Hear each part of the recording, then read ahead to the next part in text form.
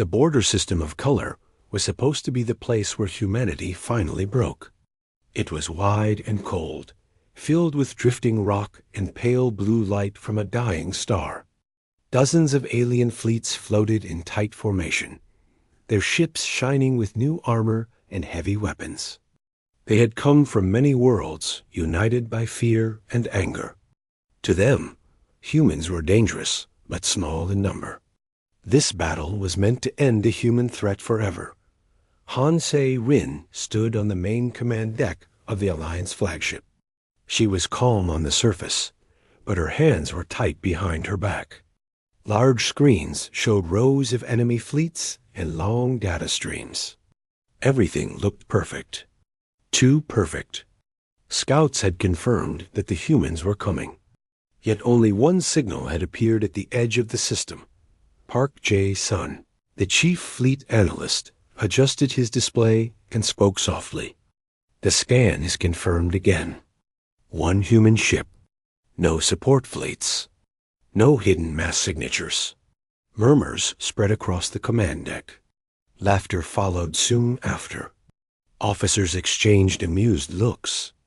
Some shook their heads in disbelief. Just one ship, someone said. Is this a joke? Serin did not smile. She had studied humans for many cycles. They did not joke in war.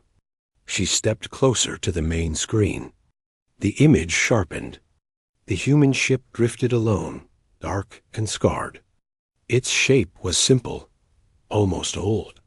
Plates of dull metal showed marks of past battles. It did not glow or shine like modern warships. It looks outdated, an officer said. Their last act of pride, perhaps. Ji-sun frowned. Design is old, yes, but power readings are strange. They are low, but steady. Very steady. Serin's eyes stayed on the ship. It did not move. It did not turn away. It simply waited across the vast distance. Inside the human ship, Captain Lee Du-Hoyan stood in silence. He was tall, his uniform plain, his face marked by time and loss. Around him, the bridge was quiet. No alarms rang. No raised voices broke the calm. Kong Mi-ra sat at the communication station. Her fingers rested lightly on the controls. She watched alien fleet movements with sharp focus. They are forming attack lines, she said. They still think we are a mistake. Engineer Choi Yun-ha leaned over a console near the back. Her eyes followed patterns only she understood. Let them think that, she said. All systems are ready. Du-Hoyan nodded once. He looked at the main display where the enemy fleets filled the screen like a wall of steel. He felt no fear, only patience. The ship they commanded was old, but not weak. It had been rebuilt many times, not to look powerful, but to endure. Every plate had a story. Every system had been tested in wars. No one remembered anymore. Humans had learned long ago that survival mattered more than beauty. Back on the Alliance flagship, tension slowly replaced laughter. Minutes passed. The human ship did nothing. It did not send a message. It did not prepare weapons in any visible way. Why are they waiting? Jae-sun asked. They must know they cannot win. Serin answered quietly. Or they know something we do not. A junior officer stepped forward. Permission to fire a warning shot. Serin hesitated. Her instincts screamed that this moment mattered. But command pressure was heavy. Thousands of ships waited for her order. Very well, she said. One controlled strike. A single alien cruiser moved ahead. Its weapons glowed, bright and confident. A beam of energy cut across space toward the human ship. It struck the hull directly. The human ship did not explode. Smoke drifted briefly. Then it cleared. The hull showed a dark mark, nothing more. Power levels remained unchanged. Silence filled the Alliance command deck. That should have damaged them. An officer whispered. Jae-sun's console flashed warnings. No energy loss detected. Their systems absorbed it. Sarin felt a chill. Scan again, deeper. The scanner struggled. Data twisted and returned incomplete. The human ship seemed to blur, not in shape, but in information. Inside the human vessel, Mi-Ra allowed herself a small breath. They tested us. Du-Hyan nodded. As expected. Yoon-Ha smiled faintly. They still believe strength must be loud.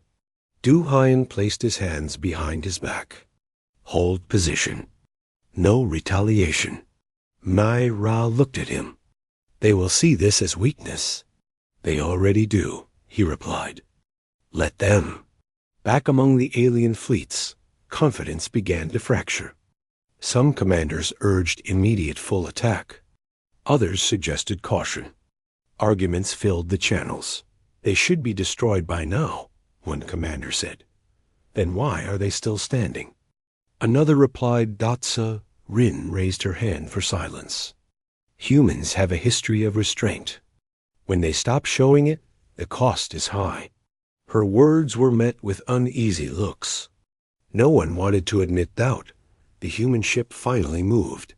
Slowly, it adjusted its position, aligning itself with the center of the enemy formation.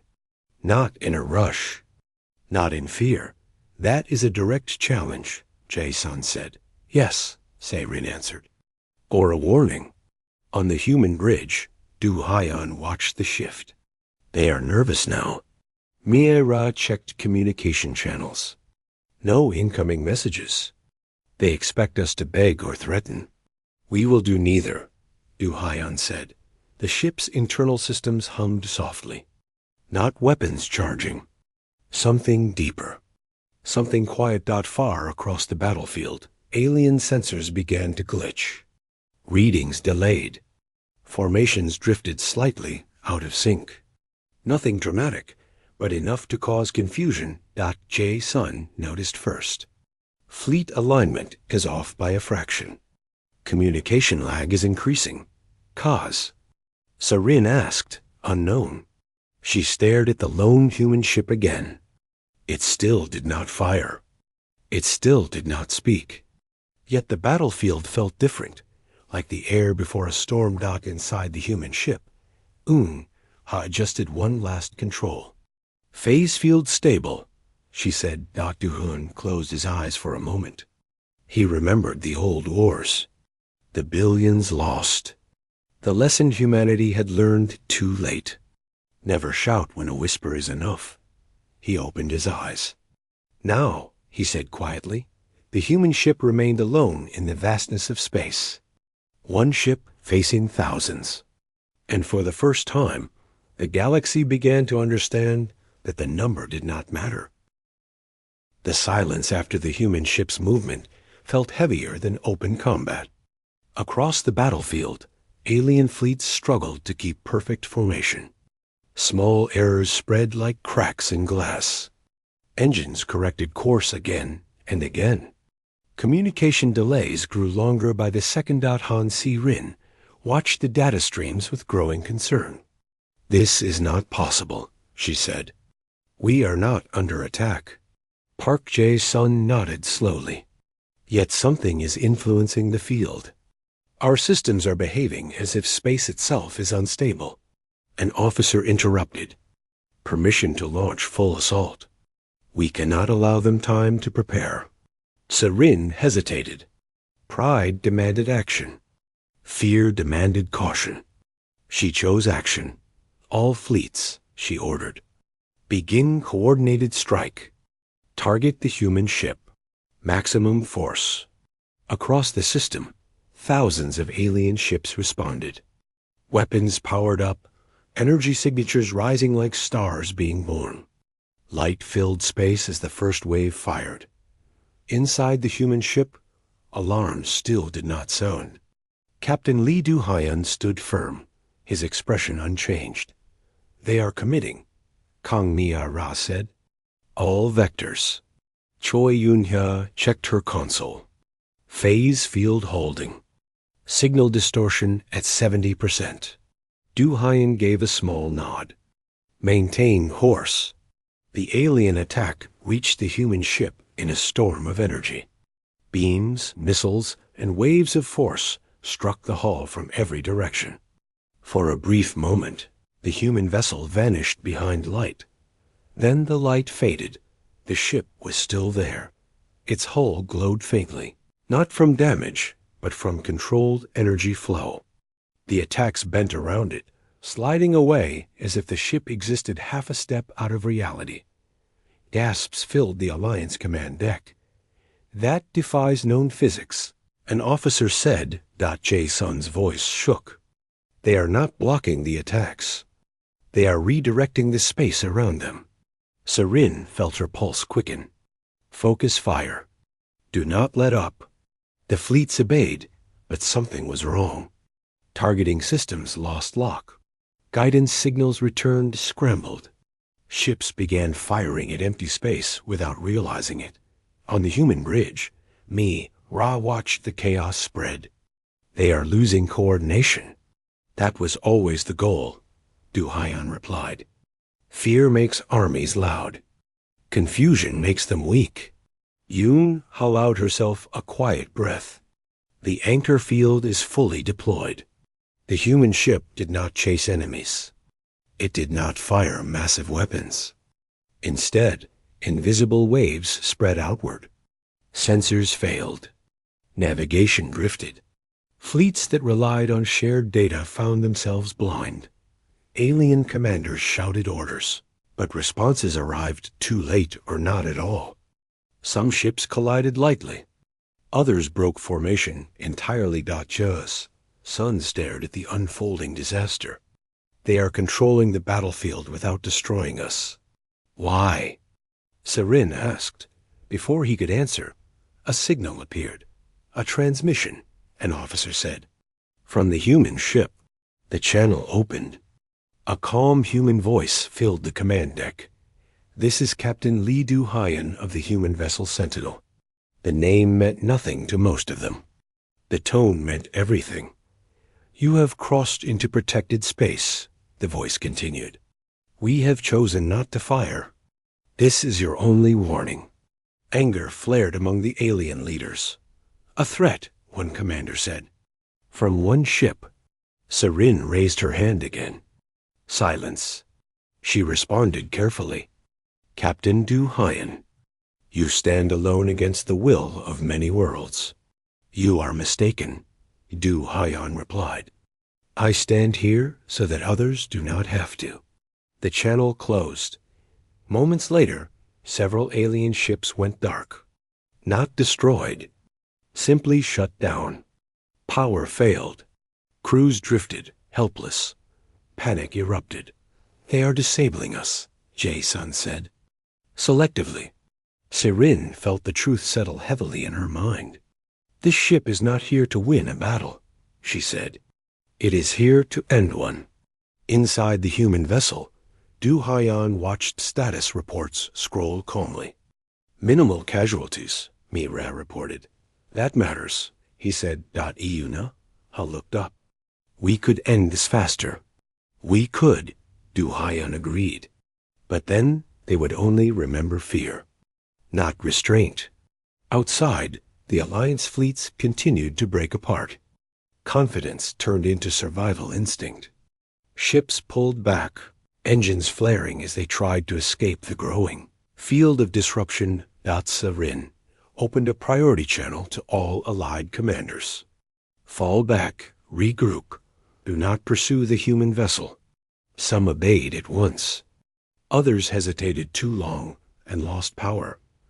Jae-sun exhaled slowly. "History will remember this moment." "Yes," Sarin said quietly. "As the moment we learned why humans only sent one ship. The human vessel did not follow the retreating fleets. It returned to its original position, silent and unmoving, like a judge who had already delivered a sentence."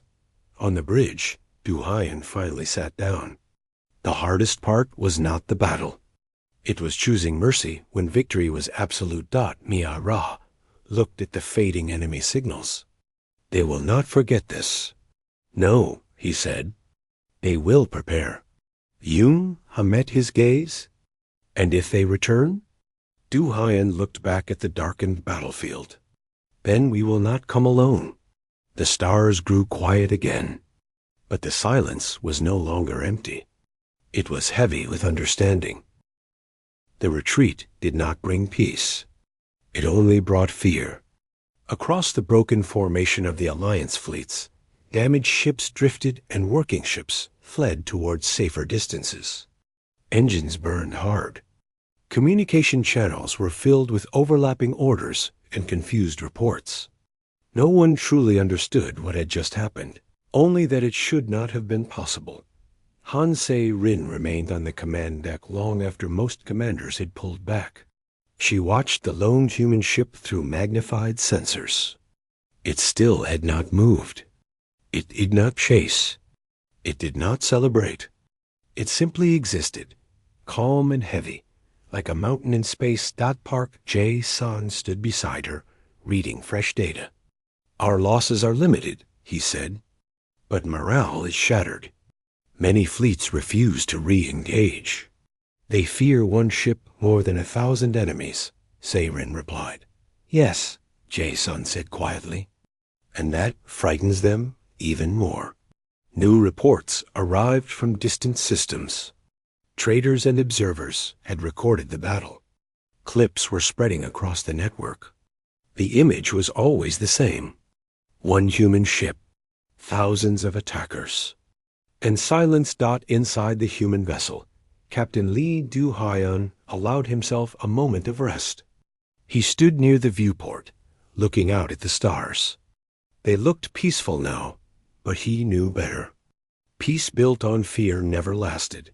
Kang Mi-ra approached him. Long-range scans show movement, she said.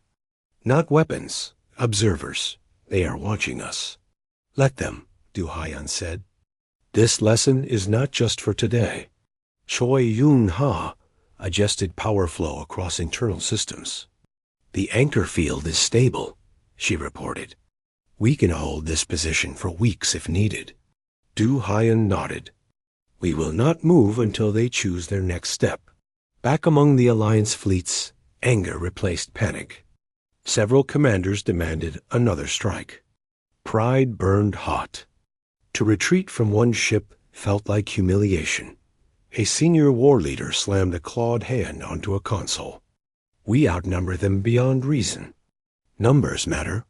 Se-rin turned to face him. Numbers did not matter moments ago. They caught us off guard, he argued. Now we adapt. Jia-sun spoke up. We still do not understand their technology. Another attack could end worse. The debate raged. Finally, a compromise was reached. A small, elite strike group would move closer, testing the human defenses again. But carefully, the group advanced in a tight formation, weapons powered but restrained. They moved slowly, watching for any sign of reaction. On the human bridge, Ria tracked them easily. They are probing again. Du-hyan folded his arms. Expected. Yoon-ha looked at the data streams. If they cross the next boundary, their systems will fail completely. Du-hyan remained silent. He wanted them close enough to understand, but far enough to choose wisely. The alien strike group crossed the boundary. Instantly, their engines sputtered. Power levels dropped unevenly. Navigation collapsed. One ship spun slowly, unable to correct its path. Status failure, and alien pilots shouted over open channels. We have lost control. Panic spread through the strike group. Weapons shut down. Shields flickered and vanished. Rin watched in horror. Pull them back, she ordered. They cannot, Jae-sun replied. They are trapped. Inside the human ship, Miyaga's hands hovered over controls. We could shut them down completely. Du-hyan shook his head. Not yet. Instead, a clear signal was sent. Navigation data. Exit vectors. A path out. The trapped ships slowly regained minimal control. One by one, they followed the offered path and escaped the field. Silence returned. On the Alliance command deck, disbelief filled the air. They guided us out, an officer said. Say, Rin closed her eyes briefly. They are teaching us. Yes, Jason said. And we are failing the lesson. A new transmission arrived. This time, it was open to all fleets. This is Captain Lee Du-Hyan, the human voice said again. We do not seek your destruction. We seek your restraint. Turn back. End this conflict. Some commanders scoffed. Others listened. One younger commander spoke up. If they wished us gone, we would already be gone. The truth was hard to deny. Inside the human vessel, Yoon-Ha leaned back, exhausted. Holding this field is costing us, she admitted. We can bear it, Du-Hyan said. Humanity has borne worse. Mei-Ra looked at him. They will not all accept peace. No, he said. But enough will? Hours passed. Then days. The battlefield remained frozen in tension. Some fleets withdrew entirely. Others lingered at a distance, unsure. Finally, Se-Rin made her choice. She opened a direct channel, bypassing the War Council. Captain Du-Hyan, she said, this conflict has shown us our error. We request dialogue. The reply was immediate. Dialogue was always an option. A meeting was arranged, remote and cautious. Se-Rin faced the human captain through a shared display. He looked tired but steady. You sent one ship, she said. Why? Because sending more would have been a threat, Du-Hyan replied. One ship was a statement. And the statement? That we no longer fight to prove strength, he said. We fight to prevent loss.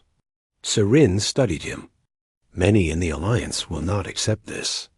Then remember this moment, Du-Hyan said. And remember that we chose mercy. The channel closed. The human ship remained in place, silent and watchful. Around it, the galaxy adjusted its understanding. Power was not always loud. Sometimes it was quiet, patient, and very human. The request for dialogue did not end the tension. It changed its shape. The Alliance fleets kept their distance, holding wide positions around the system. Weapons stayed powered down, but shields remained active. No one trusted calm, yet Han Se-Rin spent long hours reviewing reports. More fleets were withdrawing. Others refused new orders unless approved by their home councils. The unity that once felt unbreakable was cracking under doubt. Park Jae-sun stood beside her, tired lines marking his face. We are losing control, he said. Not to the humans. To fear, Se-Rin nodded. Fear earned, she replied. Across the void, the human ship remained exactly where it had been from the start. It did not move closer. It did not drift away. Its presence felt less like an enemy now, and more like a boundary no one dared to cross. Inside the ship, Captain Lee Du-Hyan watched the slow changes unfold. He had seen this phase before in other wars. When anger faded and silence grew, choices became heavier. Kang Mi-Ra reported quietly. Several fleets are powering down weapons entirely. Others are pulling back to jump range. Choi Yoon-Ha leaned against her console. The anchor field is still holding, but strain is increasing. We cannot maintain this forever. Du-Hyan understood. The ship could endure, but nothing was endless. Humanity had learned that lesson at great cost. A new development arrived without warning. Multiple mass signatures. Mi-Ra said sharply. Not warships. Something large. On the main display, enormous vessels emerged from long-range jumps. They were slow, heavily shielded, and clearly not built for battle. Diplomatic carriers. Council ships. Se-Rin saw them too.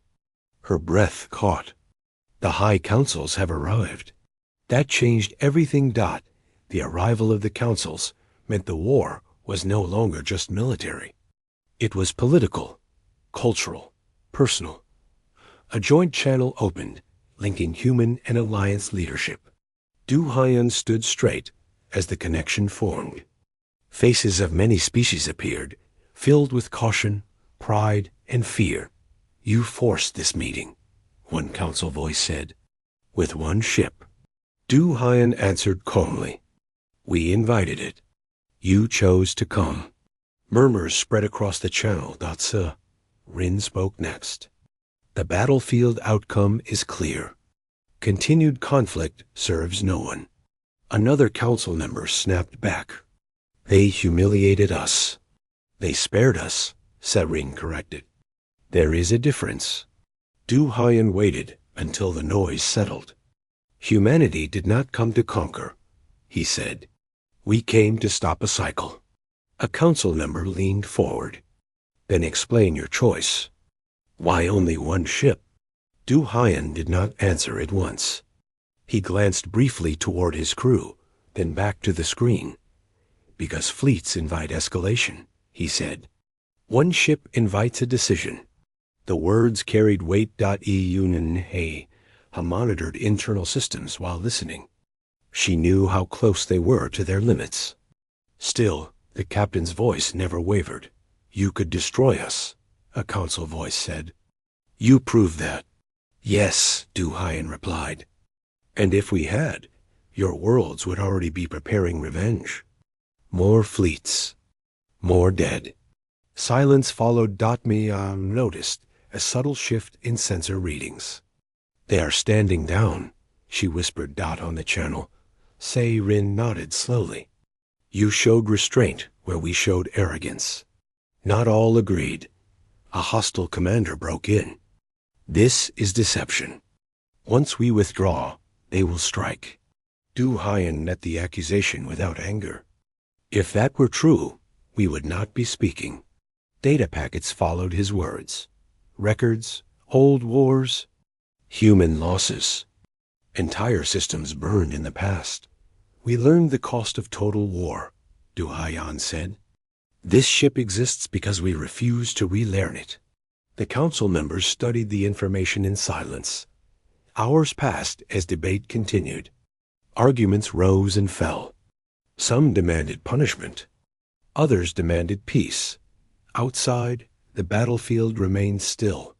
Ships drifted like frozen thoughts. Inside the human vessel, strain finally showed. Yun Ha wiped sweat from her brow. We are close, she said quietly. Du Haiyan acknowledged it with a nod. Hold as long as you can. Ra watched him carefully. If they choose war again, then history will judge them, he said. At last, a decision formed. Rin spoke for the council. The alliance will withdraw from this system. A ceasefire will be declared. Relief washed through the human bridge, but it was controlled. Victory felt wrong when weighed against what might still come. Du Haiyan answered simply. That is wise. The fleets began to move. Jump drives charged. One by one, ships vanished into light. As the system emptied, the human ship finally powered down its anchor field. Space returned to normal. The strain eased. And Ha let out a long breath. Field released. Meyar smiled faintly. We did it. Du Haiyan watched the last Alliance ship disappear. For now, he said. The lone human ship remained behind, drifting quietly. It had not fired a single killing shot. Yet it had changed the course of a war.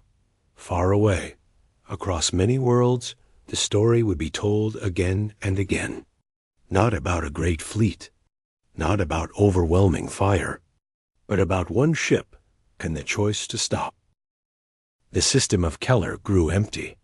Where thousands of ships once filled the dark, only drifting light and distant stars remained. The last jump echoes faded, leaving silence behind. The human ship stayed. It did not rush to leave. It did not celebrate. It simply held position as it had from the beginning.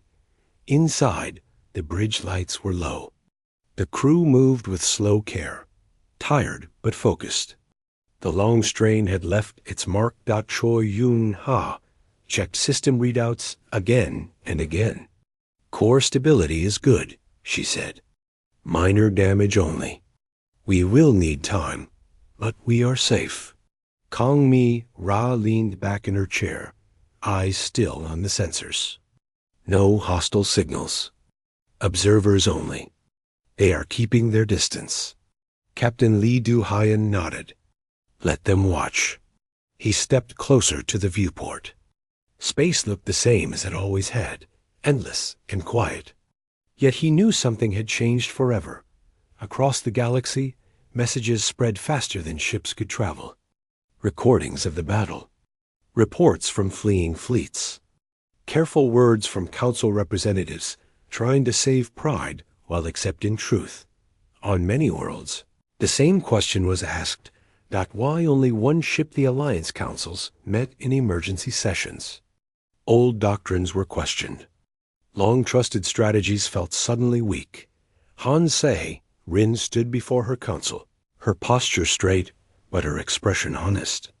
We faced one human ship, she said, and we were defeated without being destroyed. Some council members protested. Others listened in silence. They could have ended us, she continued. They chose not to. Park Jae-sun supported her with data and analysis. Charts showed disabled fleets, untouched cities, and precise control. This was not mercy born from weakness, he said. It was discipline. The words stayed with them. Back on the human ship, Du-Hyen gathered his crew. No speeches. No praise. Just acknowledgement. You did your duty, he said. You held the line. Mi-Ra smiled softly. We showed them who we are. Yes, he replied, and who we refuse to be. Orders arrived from human space soon after. Not commands. Requests. Hold position for a short time. Allow observers. Let the message settle. Du-Hyen accepted. Days passed. Then weeks. The ship became a silent landmark. Traders rerouted around it. Diplomats requested distant observation rights. No one crossed the invisible boundary again. Hun Ha spent long hours repairing systems. As she worked, she spoke quietly. They will build new fleets. They always do, Du-Hyen said. And next time, she paused. They may not hesitate. He met her gaze. Next time, they will remember. Mi-Ra intercepted a final transmission from the Alliance. It was brief and formal. Acknowledgement of ceasefire. Recognition of protected space. Agreement to future talks. No apology. But no threat either. That is as close as they will come, Mi-Ra said. It is enough. Du-Hyen replied. At last, the order came to depart. The human ship powered up slowly. Systems warmed. The familiar hum returned. As they prepared to leave, Se-Rin sent a private message. Captain Du-Hyen, she said, history will debate your actions. Some will call you arrogant. Others will call you merciful. And you, he asked, what will you call it? She paused. Necessary. The channel closed. The ship aligned for jump. As space bent and light stretched, Du-Hyen looked one final time at the empty battlefield. Humanity had once believed survival meant dominance. They had learned the hard way that dominance only invited endless war. Strength meant control, and control meant knowing when not to strike. The ship vanished in a quiet flash. Years later, the story was taught in academies across many species. It was studied by commanders and diplomats alike. They spoke of advanced systems and strange physics, of invisible fields and failed sensors. But the lesson remembered longest was simpler. When humans arrived with fleets, it meant negotiation had failed. When humans arrived with armies, it meant survival was at stake. But when humans arrived with just one ship, it meant the decision had already been made. and it was never made lightly. On a distant human world, Du-Hyen stood beneath an open sky, older now. The stars above felt closer than ever.